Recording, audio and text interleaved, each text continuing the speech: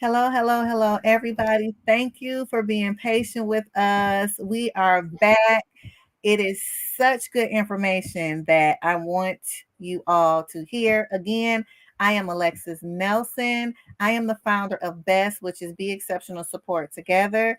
You are joining us today on Guiding Lights, where we endeavor to create awareness for exceptional families and all families and communities and organizations. We are so glad that you joined us because when I tell you this guest is full of information that is going to be so helpful for so many families, and not just families, for providers too, because we always need resources to give to those who are in need. And so I'm excited about this. She is exceptional. And so she's not only a provider, but she is on this journey. So I want us to welcome Laura. I want her to introduce herself, but I want her to just tell us about who you are, what you do, and how you add value to exceptional communities. Thank you. I'm a mom first and foremost, and I have a daughter with a rare chromosome deletion. She's the light of my life, and she's kind of changed the whole trajectory of what I thought I would be doing for the rest of my life. When she came in, the feeding was poor, and we just kind of didn't know what was going on. And as we kind of didn't meet all of our milestones, we learned that Haley was going to be Haley, and Haley was going to write her own book. And we've just kind of gone with that and followed her lead. And it's been entertaining and fun, and it's been an education, to say the least. Of course, as we went through first steps and school and all of that good stuff, I've learned a lot of things on the way, and that led me and a partner of mine to open a case management company, Connections Case Management. And we provide case management services to individuals that are on all of the waivers. The FSW, the CIH, the TBI, and the ADW for folks that are in Indiana. We have upward of 3,300 clients. So the company that was two of us is now about 100 strong today. And I love to learn about the different supports and services that are out there and how we can get creative and help families get what they need. So I welcome the opportunity to talk to you about some of the things that are out there, and also hear about what you guys, know about or have questions about. Well, I want you, if you can repeat your website, because for those who are out there who want to get in connection with you, what was that website again? It's www.connections-in.com. Awesome. So make sure you all write this down. Keep this in a place where you can go and check them out, because when I tell you she's a wealth of information, she totally is. I have so many questions for you. You mentioned different things, and I know there are barriers sometimes in our communities, and we may not know where to look for resources or if there are any. And sometimes we get overwhelmed. It can be frustrating. You may feel like you're alone and that this journey is already challenging sometimes.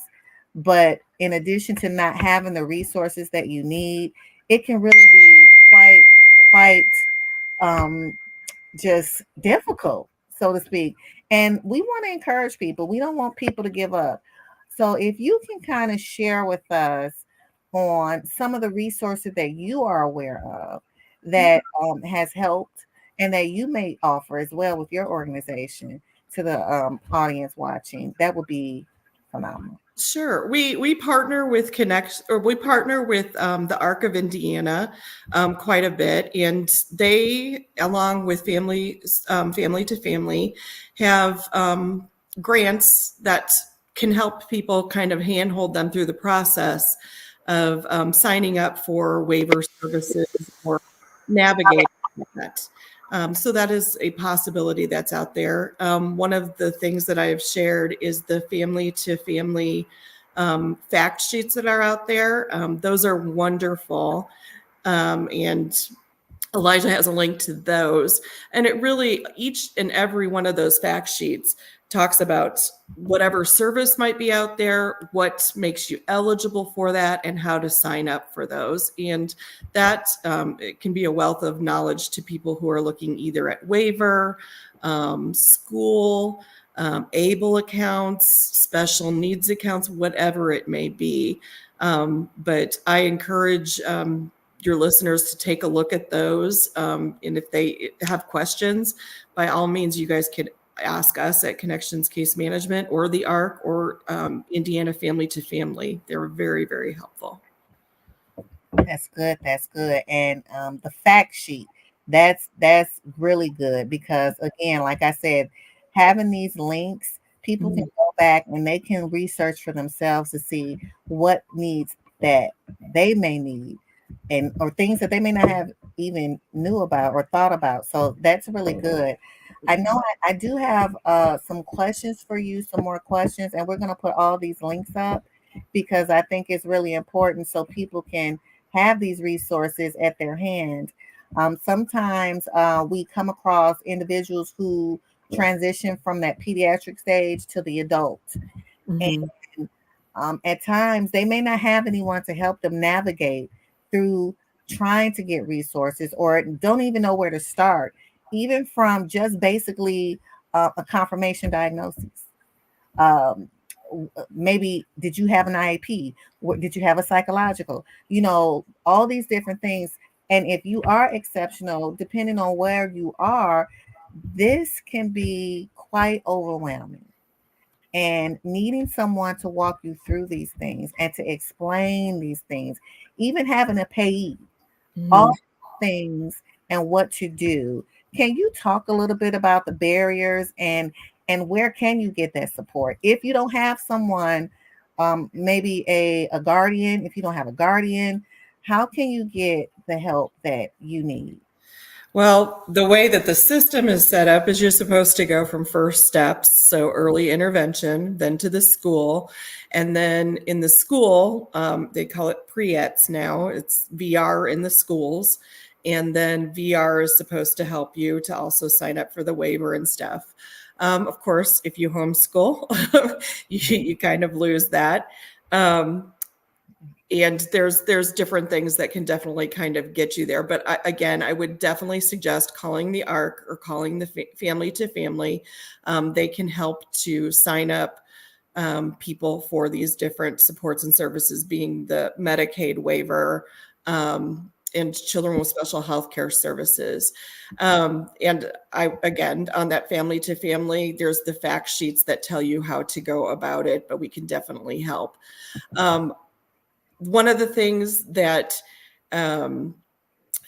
maybe it's kind of little well known because there's a wait list for waivers, but on the for the Bureau of Disability Services, the BEADS office. If you are 18 to 22 and you are aging out of school, and you have been found disabled, so you are SSI eligible, you qualify for a priority slot for a family support waiver. You can go into the BEADS office, you can let them know that you qualify for a priority slot, and you should be able to get that without having to be on the wait list. Families also who are active military or past military, priority slots as well. Wow, I didn't know that. Yes, ma'am. So if you have proof of either of those things, that should move you right up the list, because they want to make sure that people who are exceptional and, are aging out of school have those supports and are not left, high and dry without stuff as well. So yeah, that's something that is available and it is out there. And all the BEADS offices are very well aware of those priority slots as available. Now, what happens to those, like if they're past the age of, let's say they're well into their adult life, maybe I'm gonna say 22 to 25. Mm-hmm. Services was not continued, somehow dropped or cut off, and now you have to start from, okay, now we have to gather all this information because we have to have it in order for you to even get put back on the waiting list. So, what is the necessary steps to go when they have no information? They may not have any support system. What do you suggest? Where would you begin? I would probably start with the ARC of Indiana. They have a great family network that is run by an individual. Her name is Carly, and she's also a parent. They can help with the application, and there's a lot of qualifiers for the CIH waiver. There's also a lot of programs that are not waiver, that are either state funded, and she can kind of help to talk to you about the different eligibility and criteria that are out there, and then also help you to apply for those as well. In Indiana, we have a 2-waiver system for the right now anyway. They're talking about changing it up in the future, and they're starting to get public input. But if you meet what they call nursing level of care, so you would be in danger of being in a nursing facility, then you might be eligible for the A&D, the aged and disabled waiver, or the TBI waiver. So if your child has a G-tube, if your child has,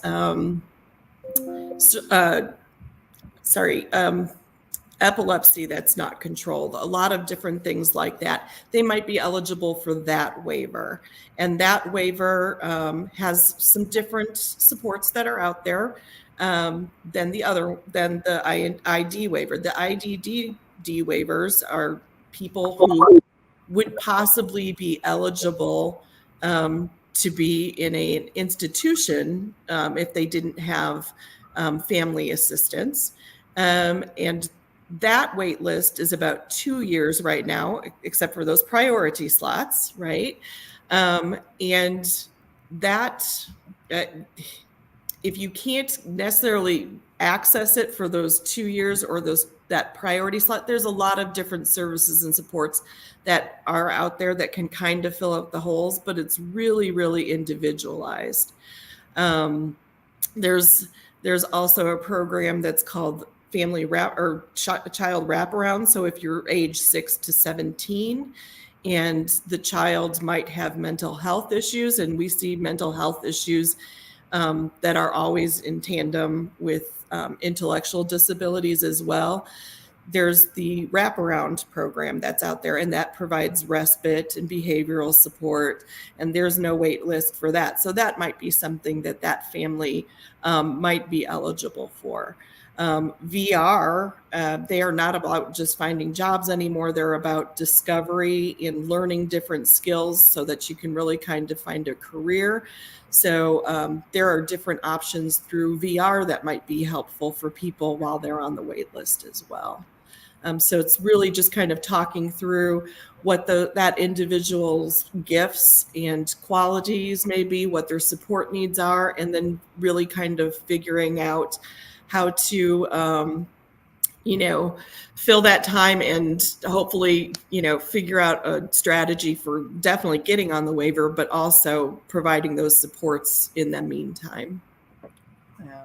That's great. That's great. I heard you say the different types of programming they have. Many times we only hear about beads. Mm-hmm. And that's not true. So I guess up near Lake County, it would be NWICA, NWICA. They're the AAA up that way. Real Services is up there. They do the intakes for the people who meet the nursing level of care. But once you are on the waiver, you have the chance to ask for an independent case management company, of which we are one. So once they do that, you can always choose an independent case management company as well. That's really good to know. That's really good to know. And I'm going to come back to some of those services, but can you tell us about your daughter? Oh, she's something. She's probably about 4'5", and well, she's a little package of just sass and attitude. And anybody who says, "Oh, how does a nonverbal child, communicate?" I tell them without any ambiguity whatsoever, because that is exactly how she gets her point across. The looks, oh my goodness, wow, the looks, that is all. If they were accompanied by words, I'd probably be posting bail. She's awesome. She's absolutely awesome. She, lot of attitude. She has a one-on-one caregiver that she kind of rips and roars with during the day. They volunteer, and they do certain things. She tires pretty easily, so sometimes, it's just a day of kicking back on her iPad and finding some stupid stuff that'll drive us crazy. She likes that ASMR where people eat with their mouth open and stuff like that. It makes me crazy. But she's awesome. She has a lot of, she meets that nursing level of care because she has a MACE tube. And then she also meets the institutional level of care because of her needs. She's 22 years old now, but she looks like she's 12. I look like I'm about 50 some because I've been aging. She's aging me for me. So there you go. She meets both of those levels of care. So we had to choose one waiver of the other. We chose to stay on the IDDD side because a lot of the services and supports on that side are doing with that person and not for that person. And then the services that are on the nursing level of care side are doing with that person or doing for that person and not with that person.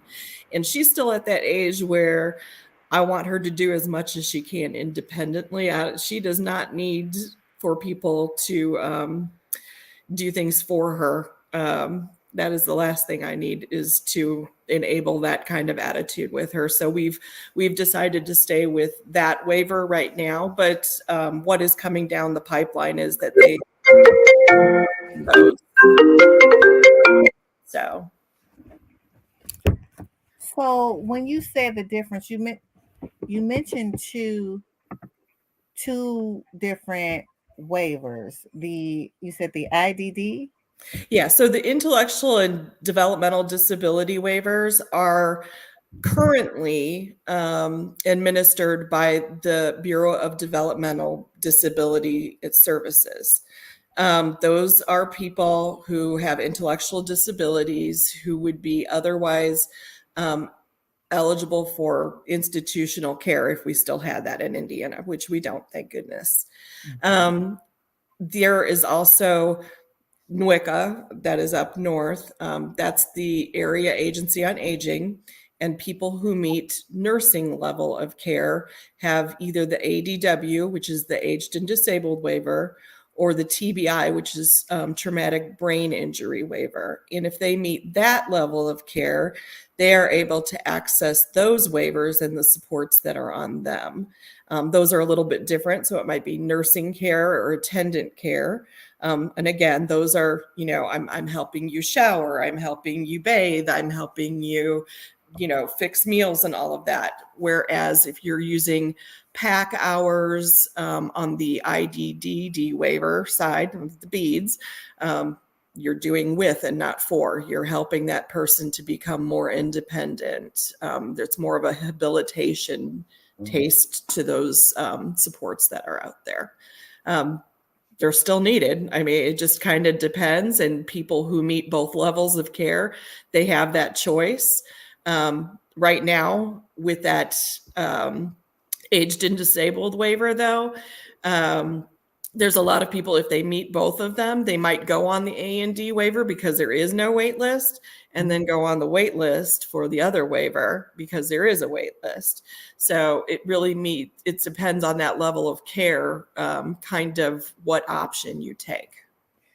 That's really good to know. I wasn't aware of all the different possibilities. Mm-hmm. And I agree. My daughter is, I always say you cannot not communicate. Oh, yeah. Just like you were speaking to, my daughter has a whole character, let me say, and she's very, very opinionated in her way, and you understand what she's trying to get across. And so I understand when you said, no, I don't want them to do it for her, but to do it with her. Absolutely. And I'm really glad that you distinguish between the two, because that's really important depending on the level of care that your child may need. I always say disability does not mean inability.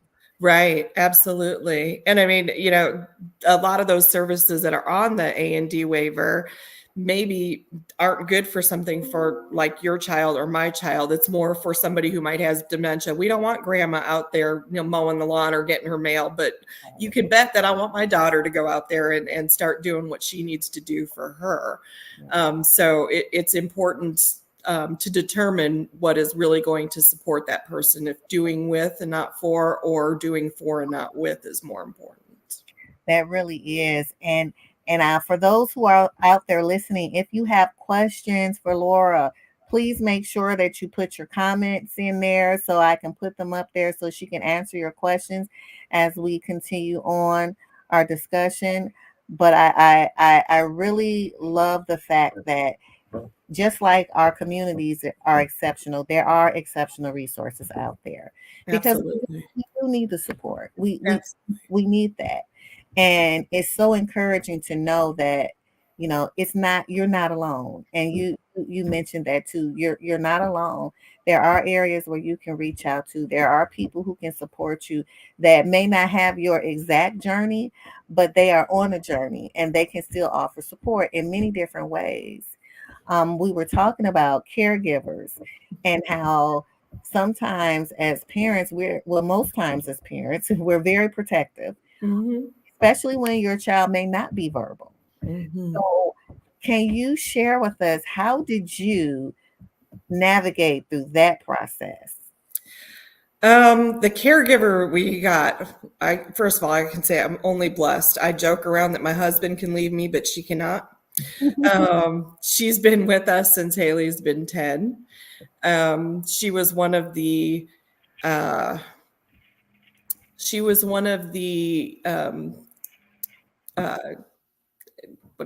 educational assistants at her school.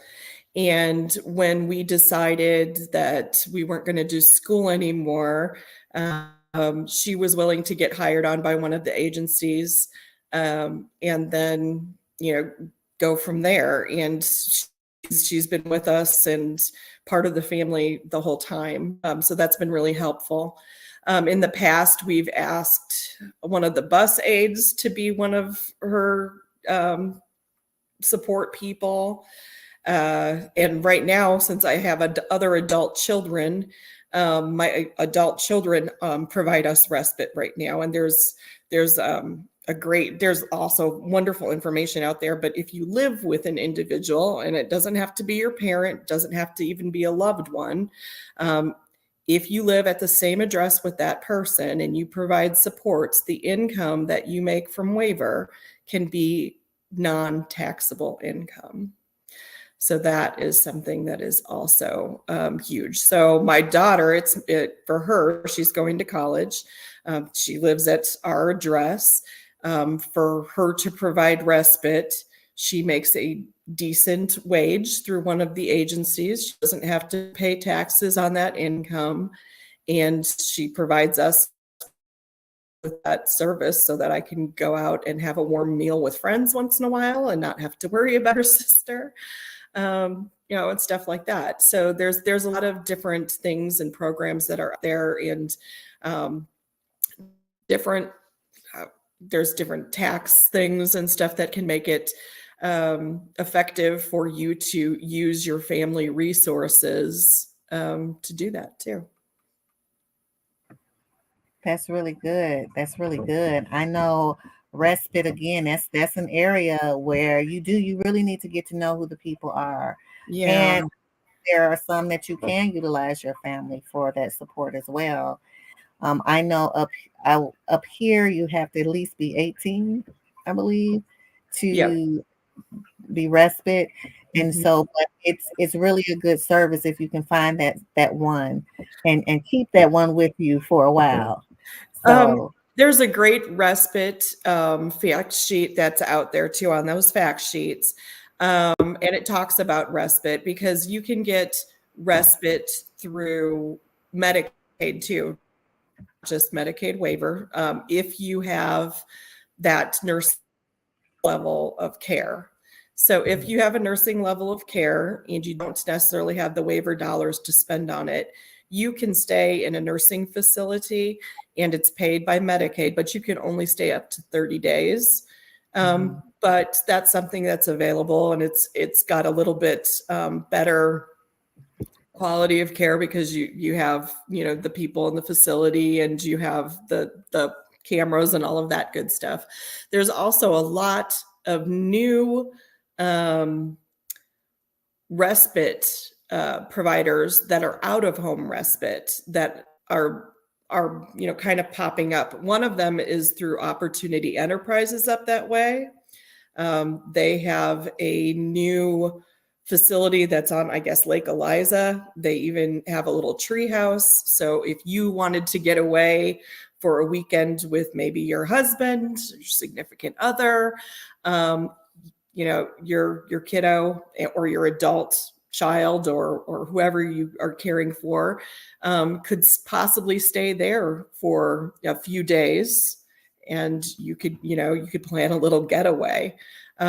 There's also Agape Respite House, which is in Bern, Indiana.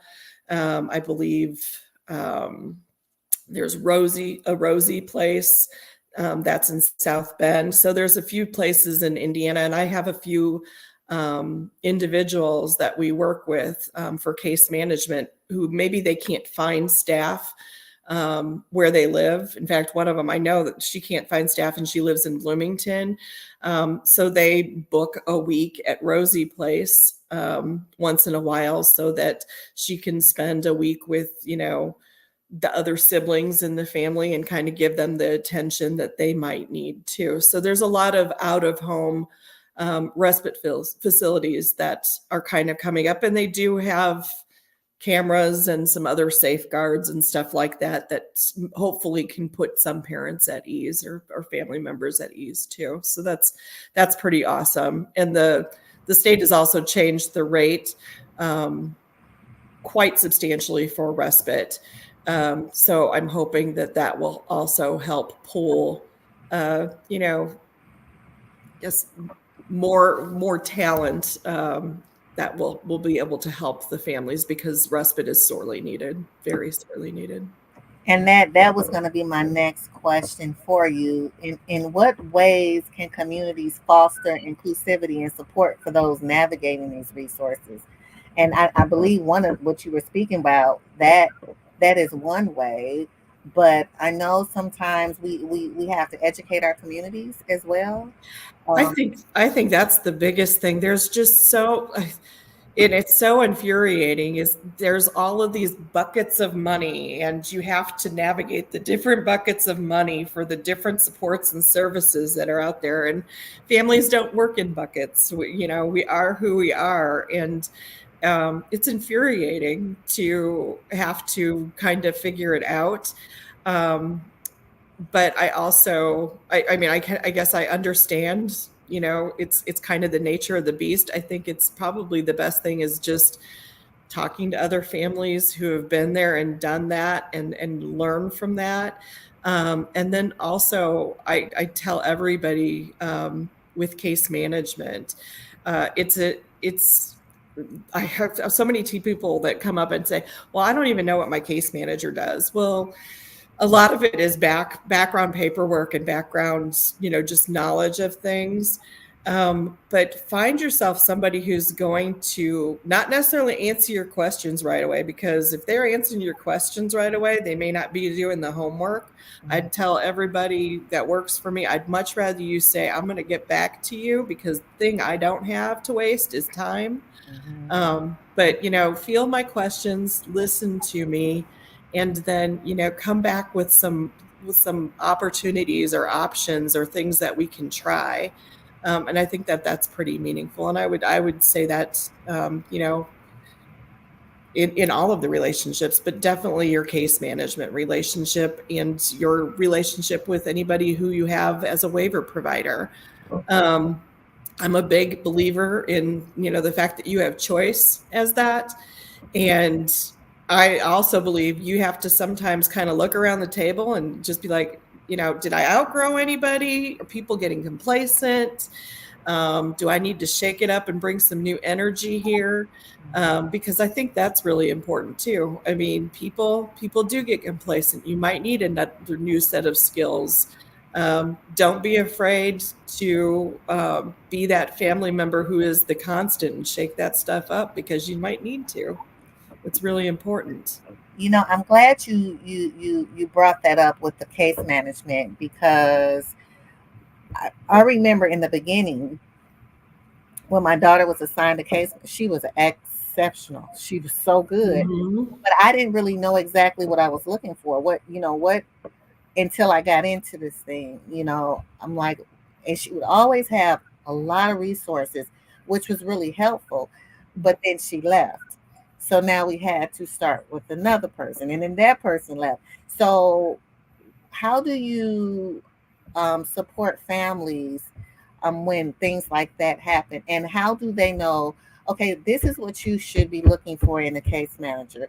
This is what you really need to know to make sure that you get your child's needs met. The needs are met, because even something simple to, okay, so do you know, is there a Special Olympics in Northwest Indiana? Mhm. My daughter, she's a teenager. She's in that between stage where she's been in therapy forever.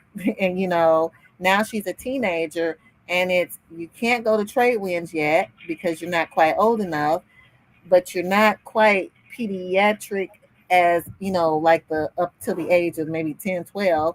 Now you're in this 13 to 18. So what do we do now? And you get these. This is what you look. Some of the things you look to for your case manager. How? What would you? What are your thoughts about that? Well, I'd like to say that, turnover is not a problem, but it is. And honestly, I want you guys to understand, like, your case manager up until a few months ago, or your case management company, could only bill the state 143.75 a month. That's all. That's all that the state was paying case management companies. And then we, in turn, after the insurance and everything else, we're probably paying our people about $80 to $90 per person. And so it's not a moneymaker. It's a labor of love. And I always joke around, for $143.75, one thing you're going to get from me is the truth. That's for sure. I'm the bargain. I promise you. Right. But you're also going to get the truth. But I jokingly say that, but the state has raised our rate quite substantially. It's 189 now. We're paying people more starting this month, and we're supposed to get some back pay. So that's been very helpful. I'm hoping that we can retain people better. We do things a little bit differently at our company. We have very, very small teams of 5 or 6 people. That supervisor has an abbreviated caseload so that they can help and that they can also be a part of that case manager's team. That case manager can always ask that supervisor to come to meetings. They can always ask any of our management to come to meetings as well. We have subject matter experts in transitions and equipment and some of the lesser things that happen. And those people are there to support our case managers, to support you. So when you get us, you might have that case manager as the primary point of contact, but you really do get a team of people. And I promise you, we make it so that we collaborate quite often. We talk about different things, and we talk about different opportunities that are out there. So That's really good because, like I say, you really don't. I didn't know that fact, but I can understand. And then on the other side of the parents, you just want the best. Yeah, absolutely. Absolutely. And I would just say, find somebody who listens to you and gets back to you. That's really what it's about for case management. You see us so rarely. So it's really about somebody who calls and gets back to you. But for the people who are coming into your home and stuff, that's where, you really need those special skill sets and everything else. So when people call and they're like, oh, I need a case manager, what should I look for? The fact is, all of us are trained, or all of us are told very much by the state exactly what we need to do. We need to meet with you on a quarterly basis. We need to case note, every month. We need to, do the plan of care and make sure that the budget's up to date and everything. So we have very stringent rules of what we're supposed to do. And what I found is really somebody who listens to you and calls you back and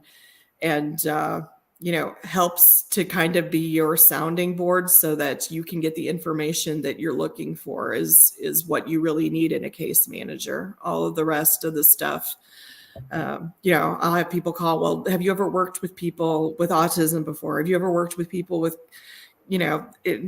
I'm really there to, do the labor of the dirty work, the paperwork and all of that good stuff.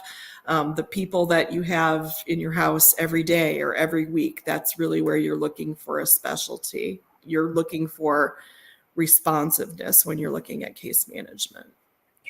I recall going in there and this big list of providers. Like, you're looking at this list and you're like, well, and then they say, well, we can't tell you who to. Well, that's a bunch of hooey now. Okay. The state has told us that it's our job to help, but we also are supposed to preserve choice. So one of the things that I can do is I can print out that 50-page pick list, but I can also tell you, hey, here's 3 or 4 that I work with and that will respond to you. I would suggest calling out to them. Or do you want me to have 3 or 4 people call you?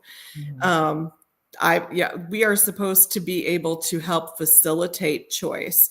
Facilitating choice from a 50-pager, that's not just handing you that 50-page and just being gone. It's helping facilitate choice. So if you have to funnel it down, you funnel it down. That's good because I tell you, I remember I was looking at that packet like, yeah, Really? So now I'm just looking, I'm just choosing someone, you really don't know. And but that's really good that they have changed that. They have, and I think it's very good too, because again, the one thing I don't have to waste is time, and that's one of the things that I think reverberates with all of our families. Time is something that's so important, and even before we got on, you said the same thing. I don't get a phone call all day. I don't get anybody bothering me all day. I say, hey, I got to do this one thing, and then all of a sudden, here's all the traffic, and that's exactly so. Yeah, protect your time. Protect your time. Absolutely. Yes, and that goes for respite too. They give you a respite pick lick to pick, and then the frustration with, well, there's a waiting list. There's a waiting list. Yeah. And you're waiting and you're waiting and you're waiting, and you're like, okay, then what's next? But I do think I'm really grateful that we have different things that are coming up. We have this We Rock the Spectrum gym Mm-hmm. way, and things like that, just coming closer to our area where others can be supported in many different ways. I love their saying where you don't have to say sorry. That is so true. I hate when people apologize for their kids up and down. I'm like, you know what? They are communicating. Never dissuade that. Never dissuade. I have a one individual that I work with, and he hates being part of his meeting. And he'll come in and he'll kind of sign it and growl at me. And mom's like, oh, I'm so sorry. I'm so sorry. I'm like, I know where I stand with him, and I love it. I absolutely love that he's able to feel safe and say it that way. That's perfectly fine. That's absolutely acceptable. That's great. Don't ever dissuade him from doing that. And So that's something we need too in this community, people to encourage and say, hey, it's okay. well, Okay, quit hurting. saying no and setting boundaries is an important skill, especially for people who are nonverbal, and we should always you know develop that. We should never dissuade that. Not at all. That's how we keep people safe. Yes, yes, yes. I do agree. I Hmm. agree.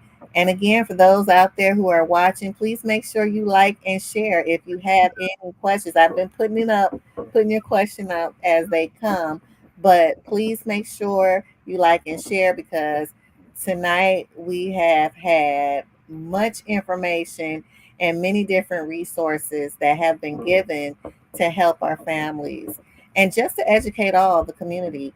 Oftentimes, like, well, just call 211, call Yeah. 211. And it's like, well, what do you ask for? And what do I, And so it's really good to actually have somewhere where, okay, I know I can go and I can look over this. I can actually look over it. And if I do need support, I got someone I can call now, Yep. Yep. Really. Can you ask Elijah to put up the last link that I sent him? It was the very, very last. It was an email all by itself. Okay. I want to share this with you since you are a home educator, and I think that you will find this extremely awesome. Um, it's for Indiana ESA, and my daughter is just past that age because she's 22. Mhm. But Indiana ESA is Indiana Educational Scholarship Account. And if you have a child that is of school age, so they haven't turned that magic age of 22 yet, you are eligible for these funds. Your child has to have an IEP, and that's really about it. So even if you're a home educator and you don't go to your regular homeschool, as long as you have an IEP, you can access therapies through that school. You can access speech, OT, PT, all of that. I will say they give you very little, but you can still have an IEP. But this program provides funding so that you can pay for a private school that might fit their needs, or you can use that money for classes or services or supports that meet their needs. So we have a lot of individuals that have been able to access these funds for things like driver's ed, for karate classes, different movements, all of that different stuff. But this is a great way, if you are not in typical school, to use those funds and bring some services and supports to your child that maybe typical school cannot bring. And the guy, he works the table at the different support fairs that are out there. He is open to trying anything. So if you're like, hey, let's try this, he'll be like, all right, let's put the paperwork in, give it a Hail Mary and give it a whirl. And he's come up with some pretty awesome wins for this too. So it's money that's available. I believe it's in the $20,000 range per calendar year, and then you can use it as you wish to tailor that child's education. So if traditional school's not the thing that's working for you, that is something that's out there too. It's not waiver related, no wait list, nothing like that. That's really good. That's really good to know. I know you. I've heard about that program, but I also learned about the ABLE program. So it's so I'm just like, wow, these are so many different avenues that are supportive, and just learning about them, it really can help someone's world. Absolutely. Really. Absolutely. There's also another program. It's called the IDA, and it's also on one of those fact sheets. It talks about if you have a job, if you're an individual with a disability and a job, you can sign up for an IDA. And this is an account where you put money, you save money, and the state matches your dollar by $3. You and I don't have a 401k like that. If we did, we'd probably be living somewhere, on the beach somewhere, having a good old time. But you can sign up for your IDA for 3 years. You can use that to save for further education, a car, an apartment, a home, whatever. And it doesn't count toward your resources either. So it's an amazingly little known program that's out there, and it's accessed through TANF, and it's a matter of finding somebody at the DFR that knows their thing, and that can be a process as well too. But I have some remedies for that too. It's all good. Oh, great! Yeah. See, I love it. All this information, I love it, because again, we don't know. A lot of us don't know about all the different resources, and each one reach one. That's what I say. And we can really make things a lot easier. I know, we've been through a lot of different things. We've been through the time where we were dealing with COVID and everybody was at home, and and how that kind of shaped and changed some things for exceptional families as well. And we went through that, and there's still some things that from even that, getting our families back on track, trying to get back to what I don't like to say normal. There is no normal. Getting back on track from that, because that hit a lot of families too, even from the therapeutic side, people trying to receive the help. If your child has been in school all day and now all of a sudden they don't go to school, it's a difference in the household. Yeah. So having support systems to just get you back to just a place where you can go again. You can go again and have all the supports that you need. And like I said, tonight it has been a wealth of information, and I so truly appreciate it. I'm sure we're going to talk again. Okay, absolutely. That I would welcome that. That would be awesome. I've sent a lot of different links too. There's different links to the DFR policy book that I sent that are out there. I find that that's really helpful if you are fighting with the DFR to get everything set up with Medicaid. And I would welcome anybody who'd like to call. Our number is Connections Case Management. You can ask to talk to me if you want to. We can definitely kind of talk about your specific situation and maybe what some next steps that could be helpful for you or your family or your loved one. I really like to, that's the part I absolutely love about my job, is that every day is different. Every family is different. Every person is different. And I don't like to tell people no. So I like to find creative ways of making things work. And there are so many different tools out there. It's just a matter of finding the right silo of money. So, but I'm becoming more adept at it. And I love to share that information with families. Well, we definitely have your information, and we will continue. Again, I'm going to make sure we also, if it has not already been posted and you are watching on this live, make sure you put it in the comments, www.connections-ndin.com.